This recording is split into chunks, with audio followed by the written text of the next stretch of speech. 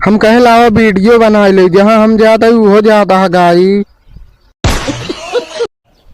हम वो video Facebook पे डाले रहे, कान के नजर लगा दे हमारा पूरा मोज हरिए गाई।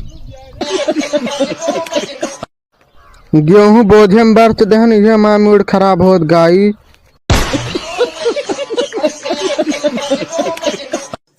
ये हमारे नींबू 8 दिन के आटे 2-2 किलो खोए गाई।